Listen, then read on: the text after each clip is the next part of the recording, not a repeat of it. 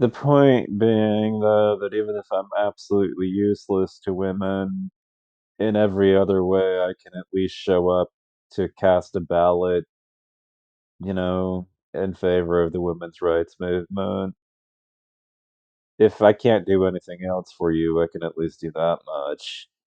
Voting has gotten to the point where I live here in Oregon to the point in which all I have to do is literally I could pretty much be naked underneath my towel robe and just, make sure that it's on tight enough and walk outside and put something in the mailbox and put my ballot in the box itself to vote, I will be there, you know, this, November this year,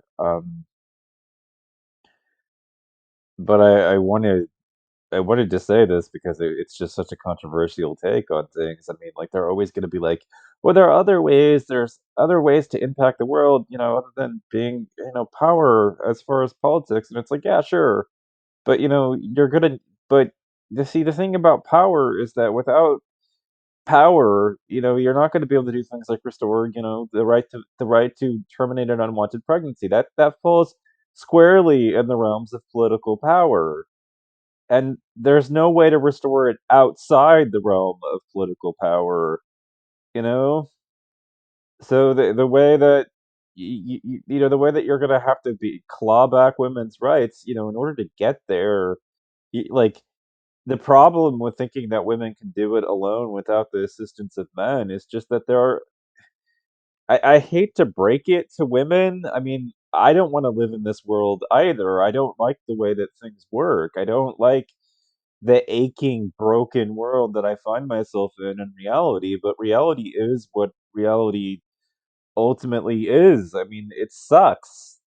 And I hate that phrase, "it is what it is," but, I mean, that's the truth of the matter, and contending with reality on its own terms, is that, reality is filled with women who have been, like, active saboteurs of the women's rights movement, who use their ballot in exactly the opposite way in order to take women's rights away, and to put them back the way that it was and to vote for the way that things were before, women's rights advanced as much as they did and to set them back. And they do it like almost with glee in their hearts, like vindictively and the whole thing. I mean, there are plenty of women that have long felt that, women were too emotional and that they shouldn't be allowed to vote or do any of those things, and would just screw society up in a massive way as a result of having voted,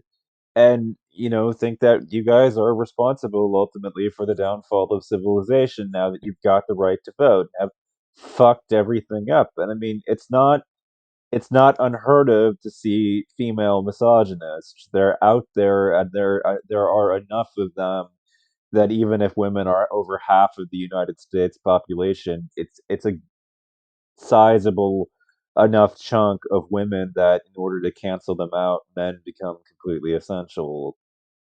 You don't get to 50% plus one without men, even if you have over half the population, because a sizable number of women hate women.